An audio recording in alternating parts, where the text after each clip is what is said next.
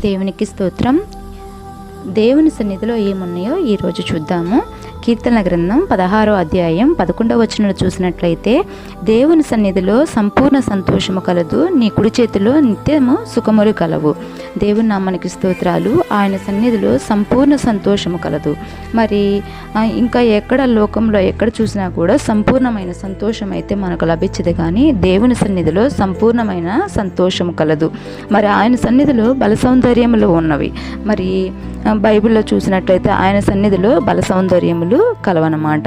మరి ఆయన సన్నిధి మరి పరిశుద్ధతకి, మరి కీర్తన గ్రంథం 93వ అధ్యాయం 5వ వచనం చూసినట్లయితే, యెహోవా ఎన్నటెన్నటికీ పరిశుద్ధతయే నీ మందిరమునకు మరి అనుకూలము.